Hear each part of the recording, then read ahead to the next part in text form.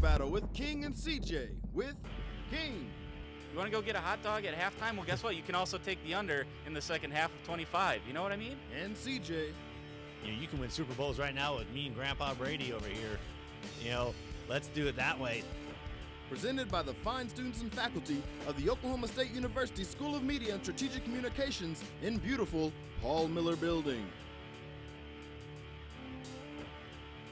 Broadcast live on KXZY OSU Student Radio. And now, live from Studio 318, it's Border Battle with Jordan the Great King and guest host, the Big Chief, Reed Spencer.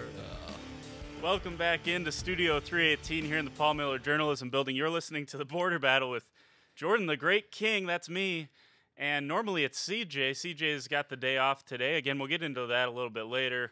Close out the show. We're heading out to New York this Friday, so continuing to train our replacements. It was Logan Mosier on Friday, in for me, and today the Big Chief, Reed Spencer, in for Chris, CJ, Notch. Reed, great to be here with you. Welcome to the to Studio 318, although you need no welcome.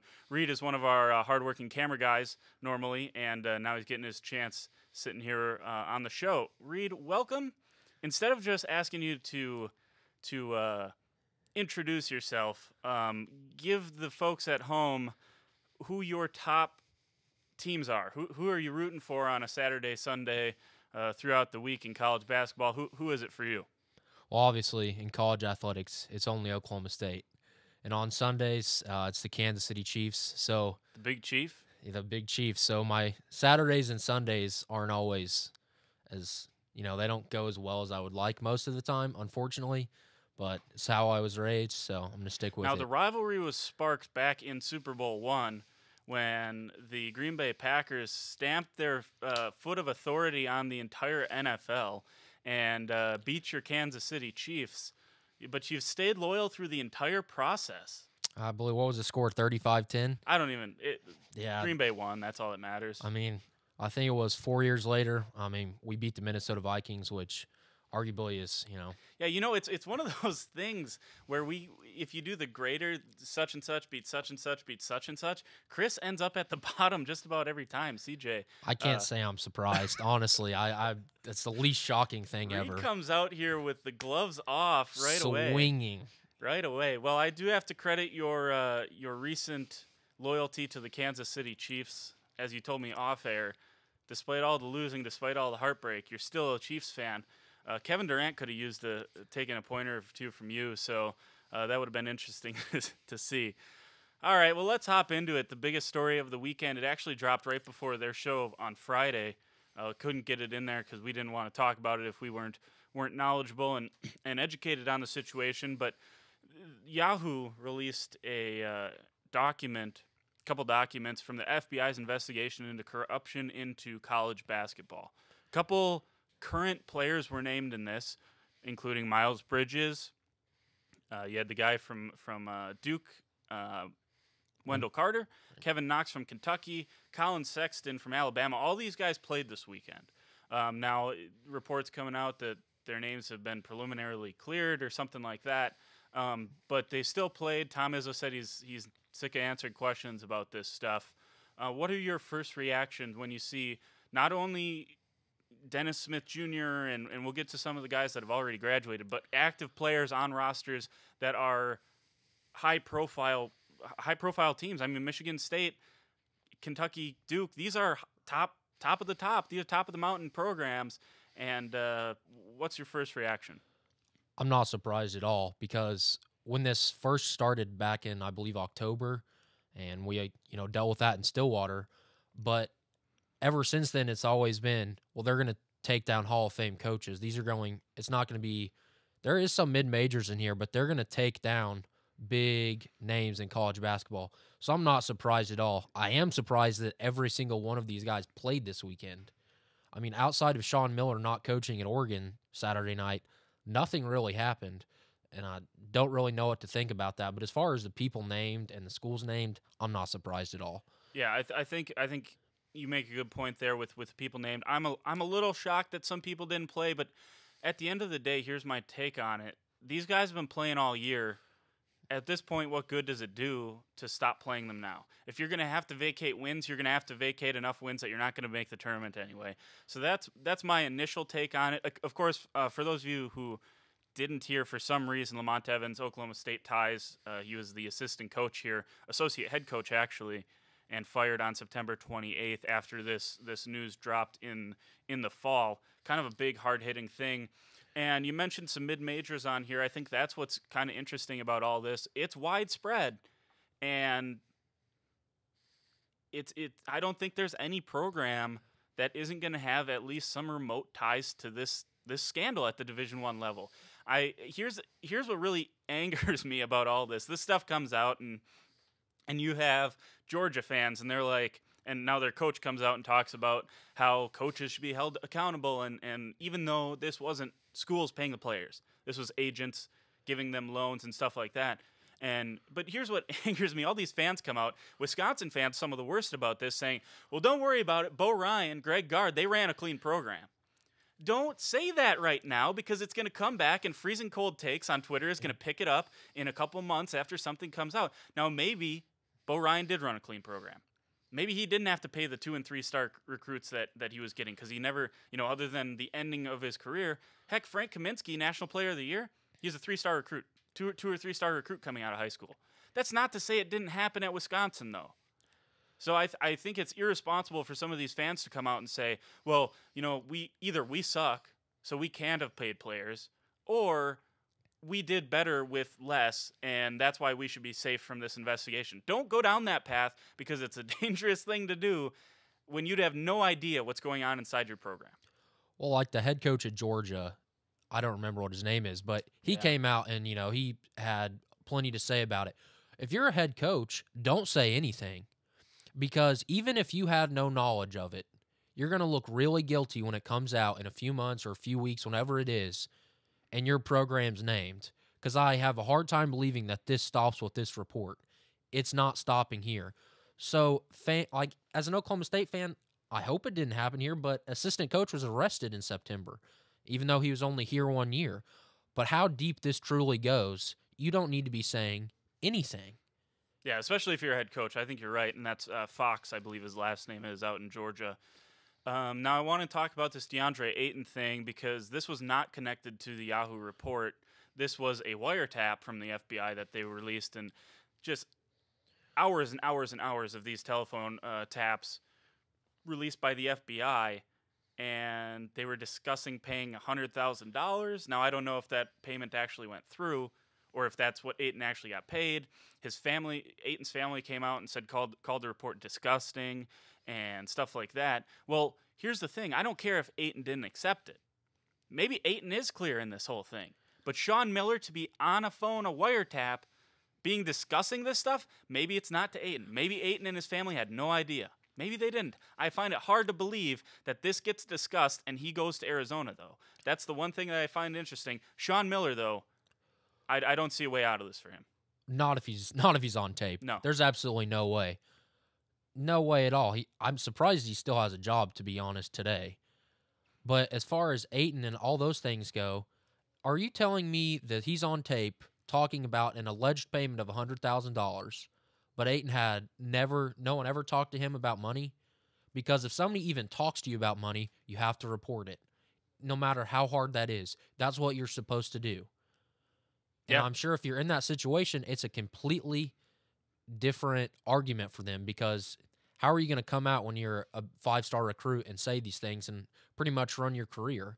But it's what you're supposed to do, and he didn't. And I have a really hard time believing, a message from his family's attorney that says, oh, we didn't know anything about it. It's just really hard to believe, but that's a lot of money. This is a lot of in this report, a lot of it's a few $1,000s.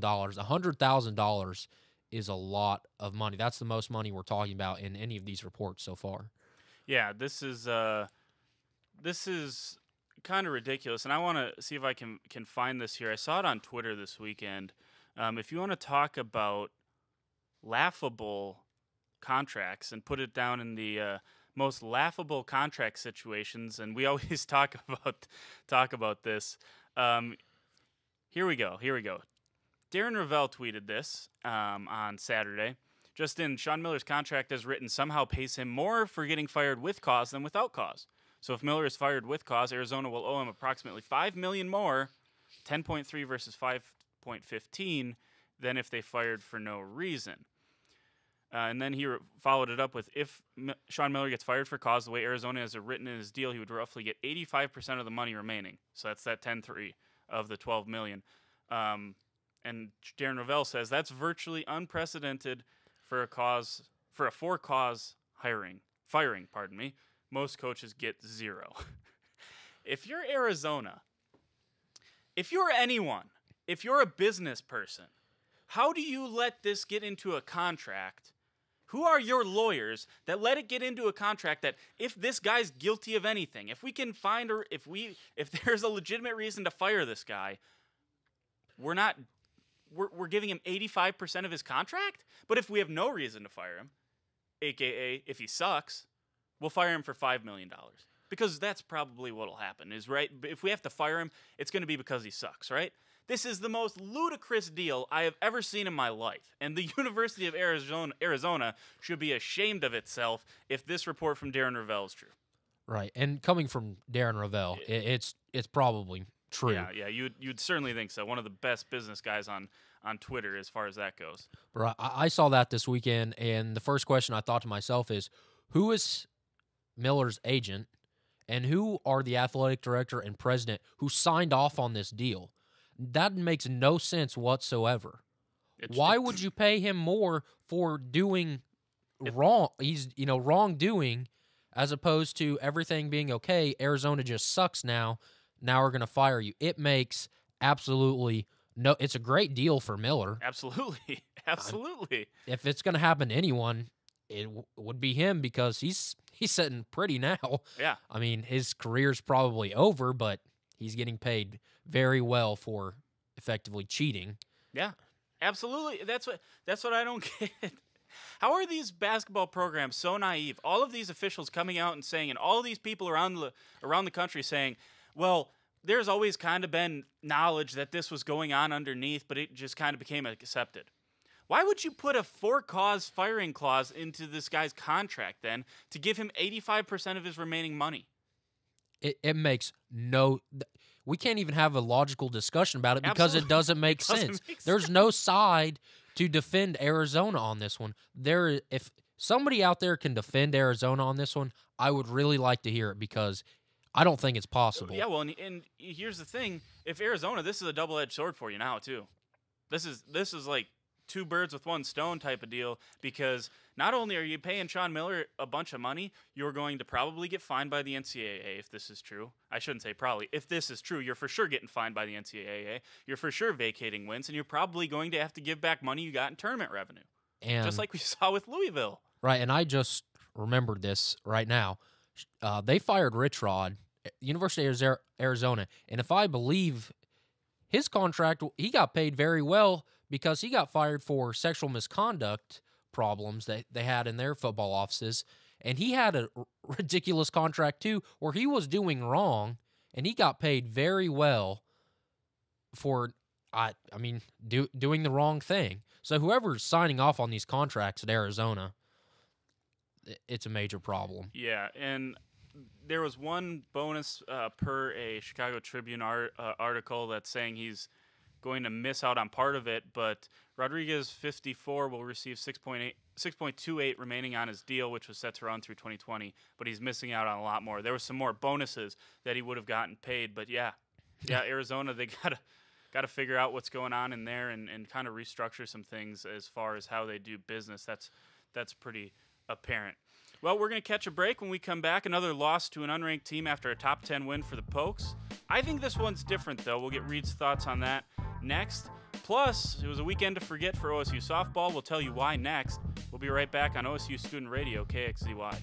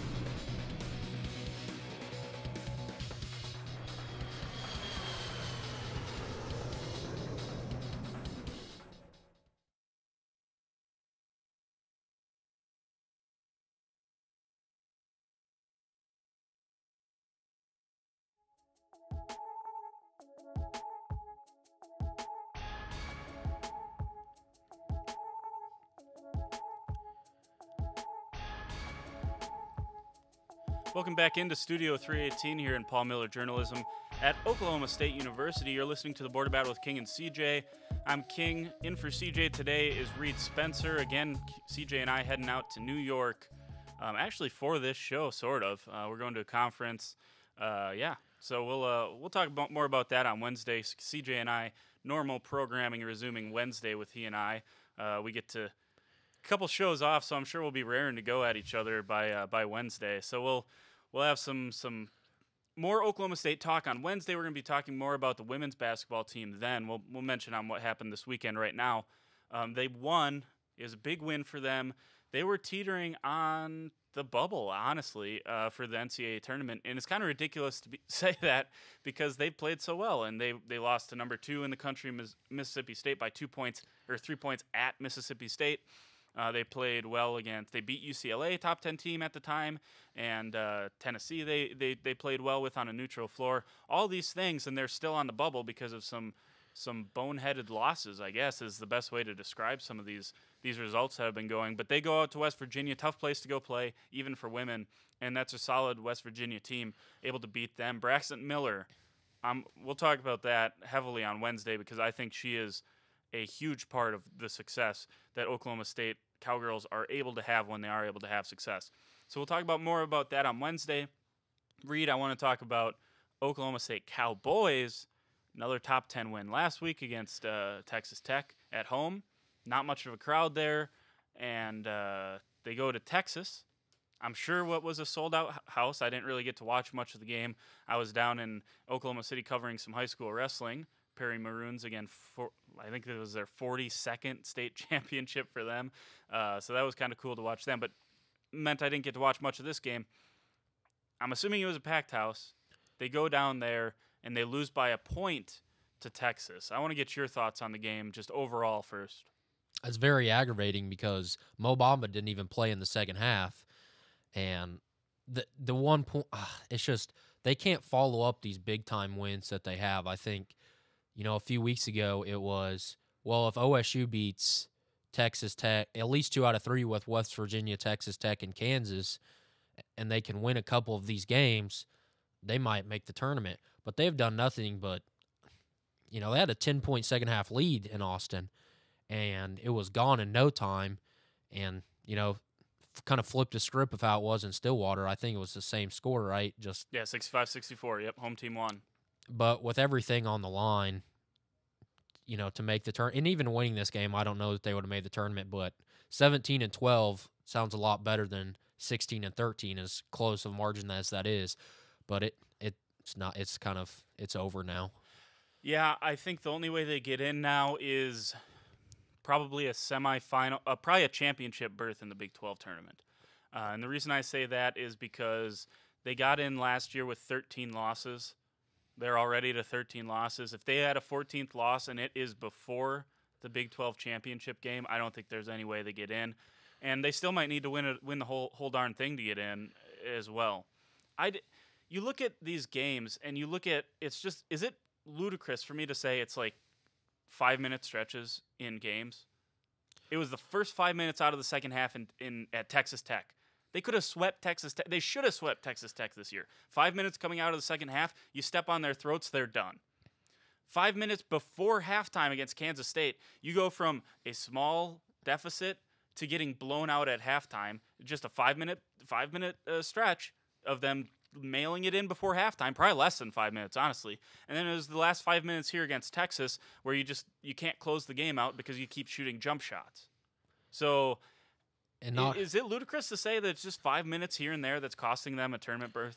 Yeah, they were up, 10 points in the second half, and then Texas it was layup after layup after layup. It's like there was no defense. And when you have a 10-point lead with so much on the line, don't let those 5 minutes happen. I don't know what it is because it happens time and time again. How you can go into the places they've gone into, beating Texas Tech at home, beating OU at home, and this happens every single weekend. It seems like, unless they're playing in Lawrence or West Virginia, it is the 5-minute stretches. And as soon as it happens, at least I know the outcome of the game because they don't recover. Yeah. Here's my thing about it is I think Boynton does a great job getting these guys ready to go for every game. I think the problem right now is you have leaders on this team that think it's given to them, that think these 5-minute stretches, like Jeffrey Carroll, I don't want to rag on him too much because I think he's made a lot of steps in the second half of the season, and he obviously has some stuff that early in the season was hanging over his head that no one would want hanging over your head. And we're going to see how Miles Bridges, by the way, 9 points, I believe, 9 or 10 points against Wisconsin the other day. That was his first game after being named in a report. We'll see how Ayton, all these guys from Duke, Kentucky, we'll see how they play with it.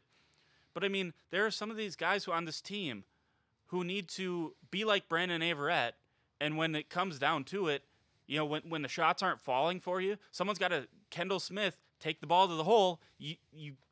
When do people stop Kendall Smith going to the hole? When? I very rarely do I see Kendall Smith get in the lane and not in some way get it to go. And then you get Brandon Averette, who's willing to play defense, who's willing to pass it, get the pace going again. After they get these leads, they become so complacent. And it starts with, I think, a lack of leadership between the lines. I don't think it's Boynton, honestly. No, it's not Boynton because Boynton, I mean, at the end of the game, I mean, you said you didn't watch it, but like when they're up by 1 point, Boynton's on the floor, you know, he's on his knees slapping the floor. The passion is there, and I don't want to say that they don't have passion, but it's like, come on, because it happens every single time. So who's going to step up and say it's not going to happen today? When you get a 2 minutes or 1 minute into those stretches, when you see it kind of starting to turn the other way, get into huddle and scream. Do something, because what you're doing, what Boynton's doing for them, obviously isn't working in these games. Yeah, sometimes it's got to come from someone who's between the lines with you, who's in the trenches with you. And quite frankly, if it's not Kendall Smith, if it's not if it's not Kendall Smith, if it's not the big guy, Mitchell Solomon, blinking out as the other one, Sema, Cam McGriff. I'm sorry, Cam McGriff. Apologies, I was blinking out on his name. If it's not Smith, if it's not Cam McGriff, or if it's not Lindy Waters, who makes the big shots on this team? No one. Those are the three guys, time after time after time. Kendall Smith against OU. Lindy Waters at Kansas. Lindy Waters at West Virginia. Cam McGriff at West Virginia. You look at their big wins. I think Lindy Waters had 3 or 4 3-pointers late in the game against Texas Tech as well at home.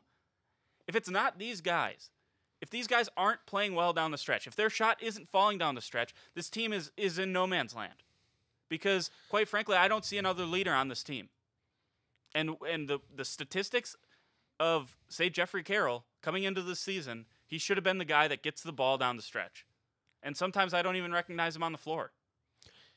Kendall Smith is, as far as, like you said, taking the big shots and kind of just dictating where they're going to be at the end of games. I want him to have the ball. And going into this season, who did you want to have the ball? Jeffrey Carroll. Absolutely. And that's just not the case anymore. And unfortunately, you know, with Jeffrey being here as long as he has and Kendall Smith being a grad transfer, that's kind of odd. Yeah, absolutely it is. It's very weird for him to be here 4 years and then Kendall Smith just kind of show up for wherever he came in California. And now he takes it big shots. It's frustrating because with everything that this program's gone through and, you know, they're on their third coach in 3 years. And with Lamont Evans and everything that they've gone through, you would think it would be incredibly easy to find that leader on the floor. And here's the thing. Like, I understand Jeffrey Carroll, they get blown out without him. I realize he has 19 points. He was wildly efficient, 7 of 13. But let's look a little deeper into this, folks. He was taking 3-pointers in the second half. Every shot he missed against Texas was a 3-pointer. If you're getting to the rim at will, if you're getting to the paint and scoring, why start taking jump shots? This guy, he needs to realize, one, he's the most pro-ready out of all these guys. And I don't think I don't know if there's another, in these 11, 12 players, I don't know if there's another professional NBA player amongst this team. And Jeffrey Carroll is pro-ready, and he shows it. When he gets into the paint, he's a cold-blooded scorer. And I just don't know why I don't know if it's fatigue or what, but he settles for jump shots way too often. When you're that athletic, by far the most athletic player on this team, you need to be getting to the rack. You need to be getting to the free throw line. Only 3 free throw shot. Like, how does Cam McGriff shoot more free throws than you? I don't understand that. Taking nothing away from Cam McGriff, he's a heck of a player. He should be, there's no shock that he scores in the double digits most games. But as a leader, as someone with the expectations that he had coming into the game, or into the year, 7 for 13 is great. But I'm sorry, that could be closer to 10 to 13 if you don't take that many threes. And it probably should be. It's almost like he hits a personal panic button. I don't know what it is. And sometimes that's just the way it is for these guys. They just see the three-pointer, and that's the way it goes. But well, that's great when they're falling. Absolutely, yeah, exactly. I mean, quite frankly, the only one that I don't cringe when the three-pointer gets shot is Lindy Waters. Because he's shooting out of his mind out of the last couple of weeks. And I know at some point they're going to go cold, and it might screw him. But if you have a guy that's knocking down shots like he is, you can be a dangerous team in the Big 12 tournament. There's some people on this team that when they fire it up and start chucking them at the goal, and some of them are bricks. And I think you know who I'm talking about. I mean, well, yeah. I mean, I think when we talk about some of the shots that Zagwa takes are pretty ridiculous. They're and bad. Quite frankly, the one that he took that he got fouled on, where he didn't really get touched at all, that was a lucky break. That's a lucky break, and it was probably such a bad shot that the refs thought, "Hey, this had to be a foul. This had to be a foul." It was pretty bad. So look, I mean, there are more than one problem. There's more than one problem for this Oklahoma State team, but I think when you go into it, they're going to be playing like OU or Texas in the first round. I think it's 7-10, 8-9 for the play-in of the first round in the Big 12 tournament. You've beaten both those teams. You can beat both of them on a neutral court, and I think Trae Young's obviously a dangerous player. Oklahoma's a dangerous team. Mo Bamba's a dangerous player. Texas a dangerous team. But like, if it starts clicking again for these Cowboys, there's no saying they couldn't go down to the Big 12 tournament and come away with a bid to the NCAA tournament. They've beaten every team besides like Baylor and Kansas State in the Big 12. Absolutely. And TCU. TCU. When you look at it, that's why they aren't in the tournament. You want to know why? They got swept by 3 average teams. Exactly. That's the way it goes. And those games haven't been close, other than K-State and Manhattan. I mean, TCU blew them out, and Baylor blew them out. No, that's why. I said jokingly, Kansas State's a better power athletic department than Oklahoma State is. They beat them in football, swept them in basketball. What more do you want K-State to prove? That's exactly right, and those are all games. By the way, that we if you're an Oklahoma won. State player, you don't like that, then beat them. Sorry, it's that simple. It's that simple. Beat them. This is not Kansas at Allen Fieldhouse. This is not going down to play OU football. These should be wins on the schedule, and this year they weren't. And it's frustrating as an Oklahoma State fan. So we got to take a quick break. When we come back, it's another update from the NFL. Fitting that we have our Kansas City Chiefs guy, Reed, on the show. We'll talk some Kansas City Chiefs. Be right back to break all that down. This is OSU Student Radio. This is the Border Battle on KXZY.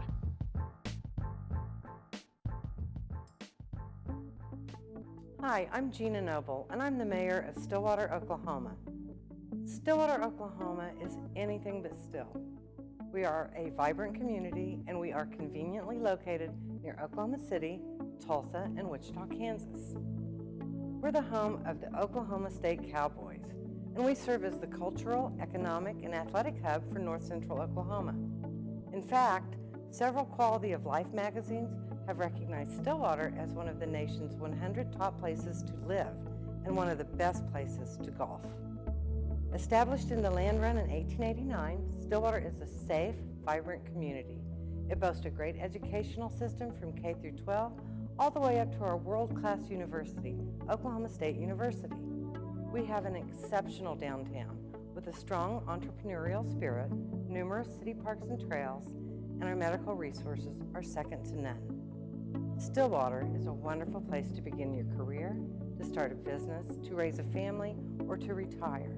We invite you to visit Stillwater because we are anything but still.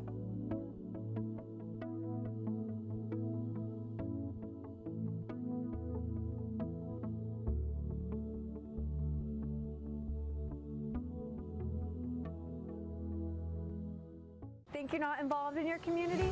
Think again. Spending your money with local businesses is more than an economic choice. It's a way you can have a say in the look and feel of your hometown. This spring, I invite you to shop in downtown Stillwater. Downtown Stillwater is home to locally owned shops, boutiques, eateries, and dependable professionals that you can trust. Find the perfect gift for your graduate, have a delicious meal with mom, or just stop in to enjoy great spring savings. By creating a demand for local goods and services, you can ensure a place for the local businesses that help give our community character and keep it unique. On behalf of Downtown Stillwater, thank you for shopping local. Here in Paul Miller Journalism Building at Oklahoma State University, you're listening to the Border Battle with King and CJ Reed. Spencer in for CJ today. You're listening on Sunlink Channel 112, YouTube Live, Border Battle On Demand, Facebook.com/Border Battle Show, or OSU Student Radio KXZY. Reed's our Chiefs guy. We outlined that at the start of the show, top of the hour. Reed, your Chiefs made a little splash here with Marcus Peters, dealing him. As soon as they started these rumors that the Chiefs were shopping Marcus Peters, I said, hey, Gutekunst, this is your first chance to make a splash here in Green Bay. Go get Marcus Peters. Like, I don't know if he necessarily fits what Green Bay is building in up there in Wisconsin, but the talent is undeniable, right? And like, I want to get your first reaction here on as a fan, first of all, what this move means for the Chiefs. I don't know what it means for the Chiefs because, I mean, you just traded an all-pro corner. I mean, you got Kendall Fuller in the trade with Alex Smith, so that kind of tidies up one side of it, but the other corners that they have are garbage, to be quite honest. They're not good, and Marcus Peters held everything down. So as a fan, I'm not happy about the trade, but separating how I feel as a fan and, having a logical discussion about it are two completely different things. But as a fan, I'm shocked and I'm not happy about it. Well, I have to say, with the opportunity of Kendall Fuller on one side, Marcus Peters on the other, is scary for any offense. I don't care if it's Tom Brady. I don't care if it's Aaron Rodgers. That's scary. Like when you put out one solid, very solid corner in Fuller and one all-pro, if he keeps it up at this level, probably Hall of Fame cornerback, Marcus Peters. Oh, absolutely. He creates turnovers. Absolutely, yeah. And he's right now at a very good price. I mean, I think his fifth-year option would have been around $9 million, which is a steal for maybe the best corner in the league. I seriously believe that he may be the best corner in the league. Yeah, I think he plays the game a lot cleaner than Darius Slay, certainly than the guy who plays up in Minneapolis, Minnesota. Forget his name. I think those guys are easy to forget. Yeah, they're absolutely. Those guys are from like the Pete Carroll type of defensive secondary, is where if you interfere on every play, they're just going to stop calling it after a while. So I think that's where those guys fit into this conversation. I know Chris and I have arguments about this off air, so Chris and I don't need to talk about that stuff on air. But that I think Marcus Peters, and honestly, the reason I think he gets so many turnovers is because it's an art with him. Right. He can bait. He knows how to. He's like Charles Woodson, and this is an unfair comparison because who knows if Marcus Peters will live up to this comparison or not. But he's like Charles Woodson in the fact of this is an art. He can not only, I'm physical, not only can I run with you, he can psychologically play with the quarterback. He can bait you into throwing to so-and-so and pick you off for 6 points. Like, this shocked me. But from a business side, I want to ask you, when you have guys like, you're going to have to make Kelsey probably the most expensive tight end in league history. You're probably going to have to pay Mahomes down the road if he works out. You're going to have to pay Kareem Hunt, although running backs get paid less. And then Tyreek Hill, who's, receiver money, even if you're in the slot, is now around $12 million a year. Do you see that as the reason why they get rid of Marcus Peters here? I think it was the money and the culture in Kansas City because some reports, a lot of this is still, a lot of it's quiet. We still don't know what we got from, I want to say St. Louis, but it's Los Angeles. Right, and the trade, for those of you who don't know, it doesn't go through, just like the Alex Smith trade, doesn't officially go through till March 14th when the New Year's Day of the NFL. He wanted $18 million. He wanted to be the highest paid corner, and the Chiefs could have had him for 3 more years because he has 1 more year left on his rookie contract, a 5th-year option, and then they could have franchise tagged him. But he already missed OTAs last year. So he wasn't a guy that you wanted to play around with. And he reportedly wasn't happy in Kansas City. With the anthem protest and his tantrums on the sidelines, he didn't get along with the defensive coordinator Bob Sutton. So Clark Hunt, the owner of the Chiefs, kind of stepped in here, it sounds like, and it wasn't going to work out. So why let him walk in 30 years and deal with him not being happy for 3 years, or trade him now? Get some compensation. When you can get some compensation. So as far as the Chiefs deal, and maybe a second rounder, maybe a second and a fourth or a fifth is what they're kind of talking about, which I would like a first rounder because we don't have a first rounder after trading up for Mahomes, but you're not going to get a first round pick for a corner that's deal expires in 2 years. So I think it's a good move for the Chiefs as far as the future is concerned, but at the same time, you just lost an all-pro corner who's 25. So it is hard, but I don't think he was happy in Kansas City. He reportedly wasn't happy. The owner didn't like the way he acted on the field, and he didn't get along with the defensive coordinator. So all in all, it's probably a smart move after he brought in, and now bringing in Kendall Fuller makes a lot more sense. Right. It looks like. So they had reportedly been trying to move him for 3 weeks, and the only people truly interested were the Colts, 49ers, and Rams, and the Rams obviously had the best offer. So it's hard. It's a hard pill to swallow, but in the end, if he was just gonna burn us anyways or burn the Chiefs, it's a good move to make, I think. Yeah, I think you're right there. When you talk about the culture they're building, do you see any clash with Travis Kelce in that respect? Because I think Kelce, fairly, by the way, I would tend to think, I'm a big Travis Kelce fan. I drafted him in my fantasy draft before he was Travis Kelce of now, and I'm a big Travis Kelce fan. My favorite celebration was when he Super Smash Bros. Like Donkey Kong like punched the ball out of his hand. That was awesome for I think that was 2 years ago now. And I like him. Like, he has fun on the field. Like, people criticize him for having fun on the field. That's what Gronk does. And Gronk, by the way, does not seem like a role model guy off the field either. So don't give me that argument either if you're trying to persuade me that way. But I guess where do you see him fitting into this whole situation with Kansas City Chiefs? I think it's different because you had, Marcus Peters and Travis Kelce. They have fun on the field. They're loud, and they get penalties for doing stupid things. Okay, all the time. Like Travis Kelce, anytime he makes a catch, I just scream. Just go back to the huddle. Marcus Peters, the same thing. He got an interception. He'd punt the ball into the stands. He threw a flag into the stands when he's in a ref's face. But the culture with Travis Kelce is he has fun and maybe does stupid things, but he doesn't, doesn't have a bad relationship with the fans. He doesn't have a bad relationship with the coaches. So those things are acceptable. You can get over those things. You can talk to Travis and say, Travis, don't be stupid. Right. What you did was just stupid. Have fun, but don't cross the line. Marcus Peters, you could have that same argument had he not upset the fan base with it in a very conservative Kansas City. I mean, you can't run away from what it is. They didn't get along, and he didn't get along with Bob Sutton. Travis Kelce's never screaming in Andy Reid's face. Right. It's not hard to find video of Marcus Peters screaming in Bob Sutton's face. Right. Yeah, I think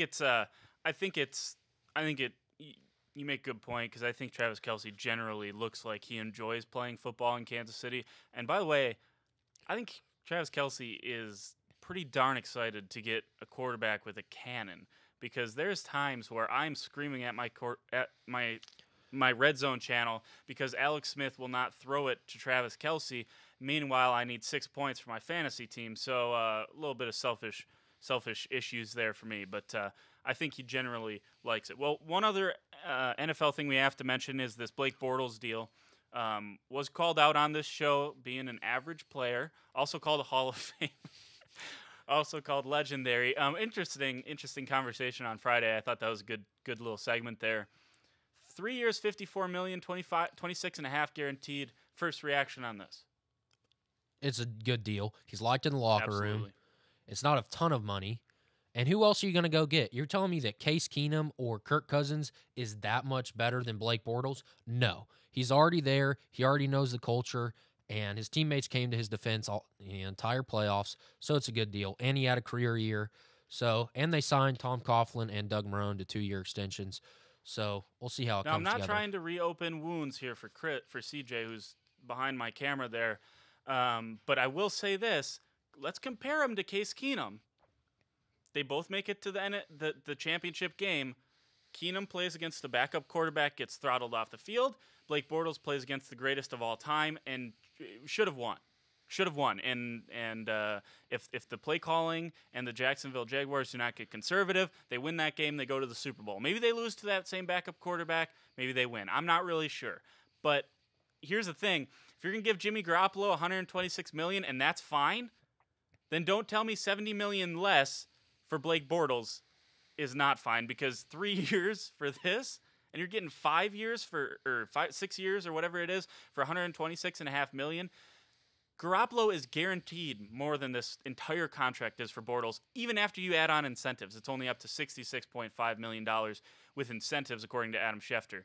So that's, you take in all that into account, and you take into account that he has a pretty darn good track record, despite this narrative that he's not a very good quarterback, which I would tend to agree with. He's very average at best.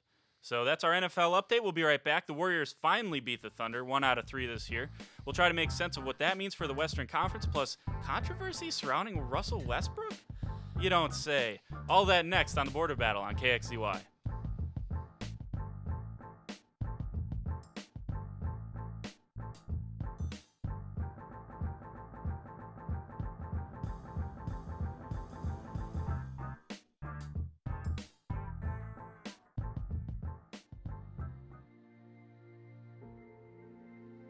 What is arts and sciences? We aren't all about the arts. We like to think of ourselves as explorers. From exploring the human mind to discerning the building blocks of the universe. We don't just read books. We don't just sit in the classroom. And we don't just solve problems. We seek to give everyone a voice. In a variety of approaches. We tackle the big issues. By understanding complex social structures. And even understand the small ones. We take passions to new heights. But stay grounded. We tell stories. Of the past. Of the present. And work to predict the future. We like to think with a little preparation. Some dirt under the fingernails. And some self-analysis. You can do anything. With nearly 100-degree plans to choose from. Where will your arts and science degree take you? Connect, achieve, succeed.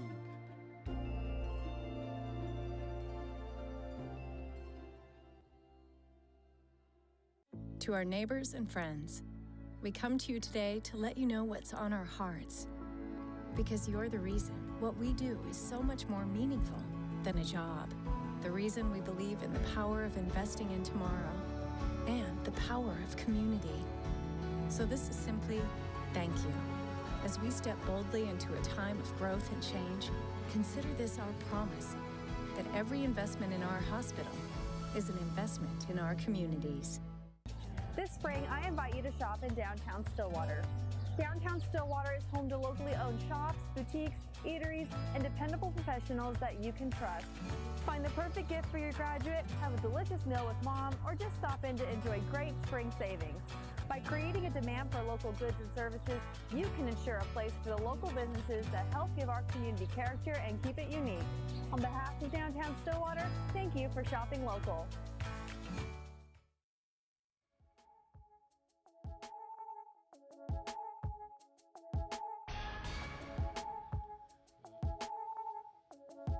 Welcome back into Studio 318 here in the Paul Miller Journalism Building. Suddenly, Channel 112, YouTube Live, Border Battle on Demand, Facebook.com/Border Battle Show, or OSU Student Radio KXCY. It's where you can catch the Border Battle with King and CJ. In for CJ today, Reed Spencer. Reed, last segment here. Going pretty well so far. How you liking it up here in the Border Battle set? I love it. I'm having a good time. Chris is getting it from everywhere. It's entertaining, so I really like it. Yeah, I like. Yeah, we may have to go Facebook Live sometime between a segment, if we, and just see the dynamic between the cast and crew here, because it's kind of interesting, because I don't think people realize a lot of stuff between segments. Chris and I take a beating up here between segments. Like we got towels back here to wipe off the sweat and stuff. I mean, it's brutal between segments here. So no, it's good. we're very lucky to have the crew that we do. Chris and I obviously very appreciative of that. Reed is one of them as well. So, again, Reed, final segment here. You're a bigger NBA guy than I am, I think. I think that's fair to say. None of us as big as Logan or Chris and San Antonio Spurs and stuff like that. But when we talk about this Oklahoma City Golden State thing, were you shocked that the Warriors finally got it together and finally figured out a way? Or was it even figuring out a way, or was it just turning on the gas, hitting the gas pedal, and blowing Oklahoma City off the floor? It was coming out of the All-Star break and still proving, even though you've beaten us twice, if we want to beat you 100 times out of 100, we will. Oklahoma City is not even close to Golden State. It's not even close. So for Thunder fans, you thought, oh, we beat them twice. No. It was never even close. The Warriors laugh in your face. They could beat maybe 99 out of 100. I'll give the Thunder one game. If they want to beat the Thunder as bad as they want to, they will. So it wasn't shocking to me. Now, that's interesting because I think there's some national narrative out there. I think it was Max Kellerman on First Take was saying that he thinks that Oklahoma City has the recipe to beat like a Rockets team. And then there are people out there that actually think in a 7-game series, Golden State might be a little bit vulnerable against these Oklahoma City Thunder. Your perspective is no. Who in Houston, Logan and I have had this discussion, who in Oklahoma City has really taken the playoffs by hold? Like, are you going to depend on Mark D'Antonio to have a good playoff series when they don't play defense? James Harden doesn't play defense. What's Chris Paul done in the playoffs? There's no record. The Warriors have been to 3 straight finals, and they've won 2 of them. They should have won maybe 3. You could argument. They may be one of the greatest teams ever. These teams are not even close. It's the regular season, and the Warriors don't care. The Warriors have not shown how good they can be this year.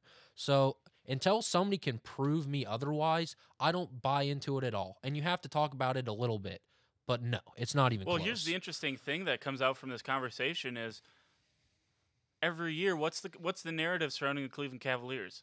They have a switch, they hit it in the playoffs, and that's the way it is. They don't care during the regular season. Although LeBron James on pace for the first time in his career to play all 82 games, which is kind of interesting. I think maybe this indicates some success to the new rule that they introduced for the NBA with the increase in off days and such, decrease in back-to-back, stuff like that. That's good for the league when LeBron plays 100 games throughout when you include the playoffs. But what's the narrative surrounding them? What's it been, right? They have a switch. They hit it in the playoffs. Why can't we use that for Golden State? Because people love to hate Golden State even more than they love to hate LeBron and the Cavaliers. At least to me, I think that. But it's just hilarious. It's like, oh, the Thunder have a great regular season. The Rockets are doing so well. It's because the regular season means something to them. It's because they haven't gone to 3 straight finals or 7 straight finals, whatever LeBron has. The regular season means something to them because it has to. Because they have had no postseason success. And Russell has gone to the finals, and Russell had, the Warriors down 3-1, but he didn't win. And he's not going to win this year. It doesn't matter. People don't understand how good they truly are. Yeah, by the way, if Russell Westbrook has a better supporting cast against the Golden State Warriors than Kevin Durant, he goes to the finals. It's unfortunate, but that's the case. Durant couldn't win until he hopped on the coattails. Right. I understand that a lot of people consider him to be one of the greatest scorers potentially of all time. I understand that. But you cannot say he has the clutch gene. For hitting one shot against the Cleveland Cavaliers in a Game 5, not do or die, by the way. It's not Game 7. It's not missing you go home. It's missing, you got to play him one more time and beat him by 30 in that game. No. Don't tell me I do not believe for a second Kevin Durant has the clutch gene. No, well, it's a lot easier to make those shots when you go into a game thinking, well, if I don't take over a game, Steph will. If Steph doesn't take over a game, Clay will. If Clay doesn't take over a game, Draymond will take over the game. And you have Swaggy P who can make it rain. That's all he does, and dance in front of Russ. It's so much easier to play like that when you're like, if I don't show up, 3 other guys might, and if they don't show up, it is just how good they are. It's easier for Kevin Durant to play that way than it was in Oklahoma City, I think. Yeah, I think you got a point there. Well, there's more controversy surrounding Russell Westbrook. This getting his legs fallen on by Zaza Pachulia.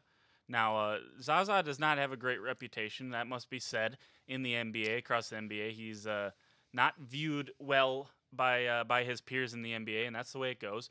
So when we talk about this play and Zaza Pachulia falling on the legs, does Russ have a gripe here? Yes, because there's a little case for saying maybe Nick Young's leg maybe have kicked the back fizz and made him fall. But when you look at Zaza's past, if you couldn't go to YouTube and watch him drag David West down in like an arm bar or kicking people in the groin, poking people in the eye or smacking their face or whatever it was, or stepping on the Hall of Famer Kawhi Leonard's ankle, that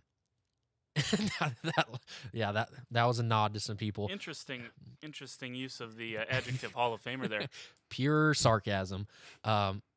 With the history he does, Russ absolutely has a case because there's just too much evidence that Zaza's dirty. Way too much. I don't quite understand this from Zaza Pachulia, and maybe he just doesn't get it. But when you're as dominant as you are, what is the lesson we learned from when the Cavs beat the Warriors in the final? As long as you aren't stupid and get suspended, you're better than Cleveland. Absolutely. You're better than them. Draymond Green gets suspended, the thing turns on its head, 3-1 deficit, becomes a 4-3 Cleveland win. One of the greatest finals. I don't care. I realize there's some great LA, Boston Celtics ones from the past. But this was, from my lifetime that I can remember, greatest finals ever. When Cleveland came back and won that finals. I'm sure I'm forgetting something, but quite frankly, I stopped caring a lot about the NBA when the Bucks were screwed out of the finals because the NBA clearly, either that or the officials were betting on the game. I'm not really sure after the Tim Donaghy situation, but they clearly got screwed out of the finals against the 76ers and probably would have given the Lakers a little bit better of a test than Allen Iverson. Sorry about that. But anyways, we get to this. I don't understand why Zaza Pachulia would do this. Yeah, I guess it's just his mentality. And when he's probably played that way since he was a kid. And, he grew up in, I think, Georgia is where he's from. So how they play basketball over there, who truly knows? But it's obviously his identity, and he's not smart enough to try and shake it, or maybe he can't. But I don't know that the league can do anything because you can't say that was definitely dirty. He has an argument to say it wasn't. So I don't know what the league does with him, but, players were calling him out. Kyrie came out on Instagram and said something, which that's the most NBA thing ever, talking about somebody in Instagram comment. But I think the league and Kevin Durant, what's Kevin Durant supposed to do when he's asked about it? It was stupid either way because now he looks stupid for defending him, but he can't call out his own teammate and say it's dirty. So I just don't know where you go from it, but I definitely think Russ has a really solid argument for saying it was dirty. Yeah, and we can take a look at Russ's quote here, but it's, I find it interesting. I like that Russ says, obviously it was intentional, so don't ask me if it wasn't. If it was intentional, nobody touched him. He fell on my leg, tried to hurt me, but hey, that's how it goes, end quote. That's what Russ said. By the way, I just want to mention this. I love Russ making the reporters answer their own questions. That's awesome. Like when they go to, before the All-Star game when they were playing the Warriors, they go, Russ, is there a little extra motivation? What's your approach to this game? And he goes, what's my approach? Turns to the other media member. He's like, what is it? And he's like, he's like, no. What's my approach to the game? And he's like, and the reporter says, oh, you approach every game the same way. You don't play any different. He's like, and he nods his head and walks away. I love that. See, I don't like it. I don't like Russell's attitude. Again, this goes back to something I said with Chris. We as journalists, do we not love great quotes? This is what we love. This is the stuff we kill for. That's true. But I guess I look at it in the context of I was asking the question. What was the question like? What happened? Oh, what do you think happened? You fell. We all know what happened. We're asking you what do you think happened. You are smart enough to know what the true intent of this question is, so don't call out the reporter. I don't like it, but I get where you're coming from. I think it is. I think he did step over a little bit on this situation because he goes, the one reporter says, he goes, well, you saw it. You saw the replays. You tell me. And then the other one goes, well, I didn't see the replay. And he says, well, then it was stupid to ask me. So that's a little far by Russ. I understand that as well. So I think we had to mention that because, of course, Zaza Pachulia, Russell Westbrook, always a polarizing figure in today's NBA. So I think we kind of had to mention that.